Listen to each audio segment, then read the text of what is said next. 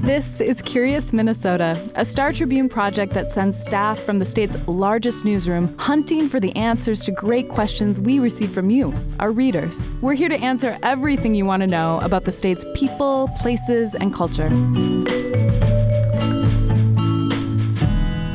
Welcome to Curious Minnesota. I'm your host, Eric Roper. In some parts of Minnesota, buying a case of beer or a bottle of wine means visiting a city-owned liquor store, or muni, as these municipal operations are sometimes called. Tim Bulfer, a listener of this podcast, wanted to know how Minnesota cities got in the business of selling alcohol.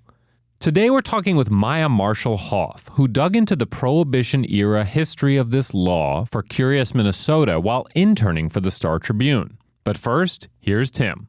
So I grew up in Fairmont, Minnesota, and it's a city of 5 lakes and 10,000 people and one liquor store. And I always thought that was normal until I moved to the Twin Cities, and then eventually now I moved to Wisconsin. And out here, it seems like you can buy liquor at anywhere, at your local quilt shop if you wanted. And I always thought it was kind of weird that the city would be in the business of vice.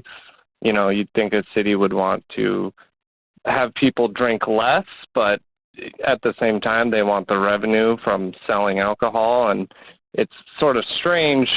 It's almost like if a city had a city-owned casino or a city-owned cigarette store, or now with laws changing, like a city-owned marijuana dispensary. And so I always kind of wondered why Minnesota has municipal liquor stores and if other states have the same thing.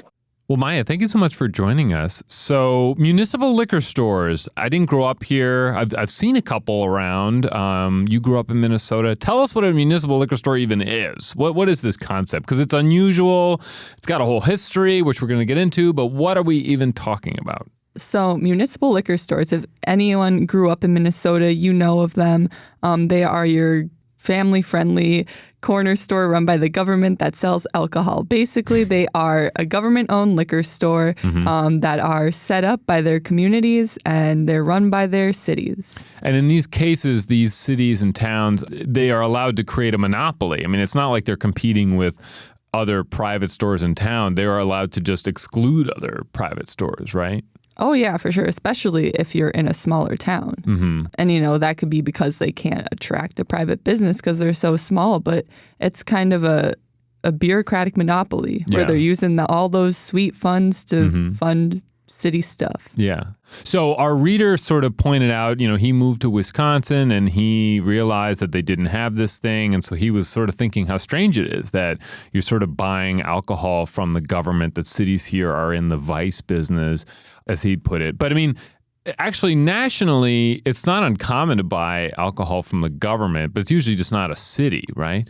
Yeah, so many of the states in the U.S. are actually what you call control states. So 17 of them have governments where they control the wholesale and distribution of liquor, whether it's beer or wine, and then they also just have retailers. Some states do. In Minnesota, we have a mixed bag of both municipal liquor stores and private stores where the cities have the control over their liquor sales rather than the state. Okay, so there's 17 states that are control states, and so all of those states control the wholesale distribution of liquor in some way, and there's a lot of nuance to this, and we can link to all the policies in the show notes if people want to look them all up individually.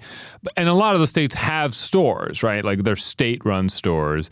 And so it's weird here in Minnesota, and there's a couple other states that are kind of like this, and there's a map on the story, is that the state does not control the distribution of liquor, but cities can get into the control business on the retail side of things, right? Yeah. Okay.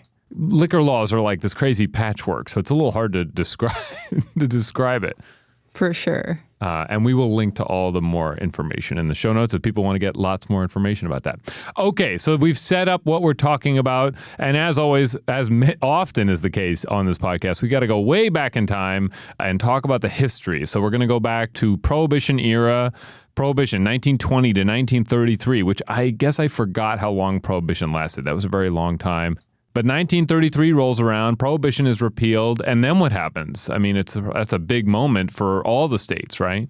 Yeah, so when Prohibition ended, the states were kind of left in the wild, wild west. And Minnesota decided that the counties are going to determine whether or not they want to control liquor or not, so whether or not they want to be dry or wet. Okay, so not just controlling it, but whether it can even be sold in the county, essentially? Yeah. Eventually, the cities caught on to what was happening, and they wanted in. So they started lobbying for their own control over these stores. Oh, okay. And so we found a headline here that we put on the story, and it's one of these sort of just big headlines. It says, "Towns of state demand control of liquor sales," which ends up being the sort of crucial clip in this whole thing because it's like, oh, okay, here's the moment where they kind of staked their claim. And, the reader wanted to know why. Why would these towns basically want in?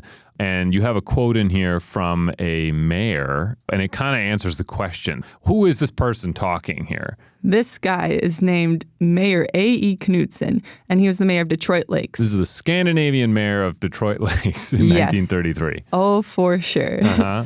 And this pinnacle quote, he said, "The local community is best able to cope with the situation. The liquor problem affects the home community first. It is an infringement on the rights of the municipalities and home rule if we are to place the control of this problem in either state or national governments."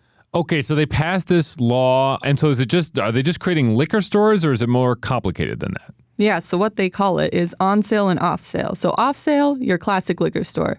On sale is a bar, and in some cases, a bar and grill or a restaurant that sells alcohol. So it can be either of these or both. So you can have like a municipal bar or a municipal liquor store or both. Yeah, they can be connected. In a lot of places, they actually are connected. Okay. All right. So some counties were dry, but the wet counties, you could have a municipal, so the cities could decide, what they wanted to do, municipal liquor store or not have a monopoly.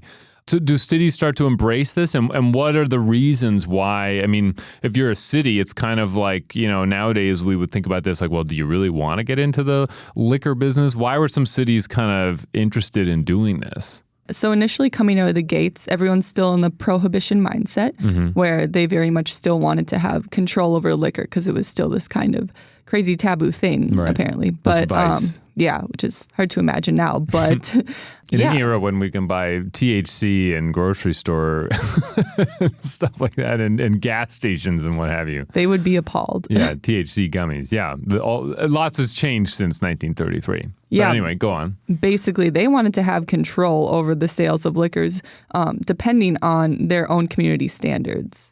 So whether or not they wanted to sell kegs or certain products or the amount of liquor. Okay. But then they start to realize some other benefits to this? Yeah, they caught on to the revenue part. Okay. They saw the money flowing in and they said, hey, we can light the baseball park down the street or we can help fix our sewers with this money. Right. So kind of turned into more of that. Yeah, and you noted in the story a couple referendums where that revenue is playing a key motivating factor for people as they're sort of deciding whether to get into this. Okay, so fast forwarding to today, sort of on that revenue piece, I mean, some of these stores are making a fair amount of money, right? I mean, who's sort of raking it in? Yeah, so not surprisingly, in the metro area, those stores tend to make more money. Leading the pack in 2021, Apple Valley raked in a whopping $1.7 million. Oh, okay. And that's profits going to the general fund there. Yes, that is deposited into the city's general fund to do with whatever the city decides to do with it. Okay. And, I mean, not everybody is making that much money. There's a few stores that are losing money, but they're all not in the metro, right? Right. So in 2021, there were 13 stores in the whole state that actually lost money. 12 of them were in greater Minnesota. A lot of the high-earning stores are in the metro area inherently, probably because of population. Yeah. Back to the control question, which again, I guess it feels to us maybe a little outdated or, because we're sort of loosening up. Sunday sales was legalized and all these things. Is it still a function of the municipal liquor store to be controlling alcohol? I mean, what did we learn about that? Most definitely. When researching this, it really reminded me of the whole debate about flavored tobacco and products geared towards a younger audience. So similar to that, a lot of liquor stores have regulations about that. So, for example, the St. Anthony liquor store, they don't want to sell products that younger kids might see and want. For example, frozen alcohol pops. Okay. If a parent bought those and brought them home and put them in our freezer, and then a kid thought it was just a freezy or an Otter Pop and ate it, that would probably be a problem. Right. So, right. You know, you sort of had an interesting coda to this, which is that these become sort of and one person called them a mini city hall. Why would a liquor store or a bar be sort of a mini city hall? Yeah. So talking to all these liquor store managers, I kind of learned that this is really a huge touchstone for community members. They get a lot more traffic from people in the city than other government buildings do. For example, thousands of people come to a liquor store every year, but not as many people go to City Hall. Okay. So it's just kind of like this common place where people can have these discussions about what's going on in the city, have very like candid, comfortable, free-flowing questions about it. And a lot of these managers actually stay up to date on what's happening in the city because they want to be able to contribute to these conversations. They want to be able to answer questions because they're still part of the government. Right, right. And one of my jobs around here at Curious Minnesota is to find the fun old photos to fill these stories. And I just sort of stopped in my tracks when I found a photo that you can see on the story of these twin sisters, Jean Durant and Jeanette Abel, and they're at the Rogers Municipal Bar and Liquor Store, and they're wearing identical shirts. And what else are you seeing in this image here? It's like a classic Minnesota image. I'm seeing the regulars in the background chugging some beer and their thick framed glasses. Right, exactly. Well, cool. Great. Well, this is such an interesting history, and I think that it's something we kind of take for granted, right? But it's both unusual and it has a whole history to it. Yeah, it's the most Minnesotan way to regulate liquor for sure. Well, Maya, thanks so much. Okay, that's it for today's show. Thanks, as always, to Matt Gilmer for editing this podcast. Do you have a question you'd like to see us tackle or feedback for us? Send us a note at curious@startribune.com. And if you're enjoying this podcast, please tell a friend about it. Thanks. Thanks for listening to Curious Minnesota. We want to hear from you. Ask questions and read more stories online at startribune.com/curious. Our show is recorded at the Star Tribune's headquarters in beautiful downtown Minneapolis, and our music is produced by Matt Gilmer. If you like the show, please rate us on iTunes or leave a review.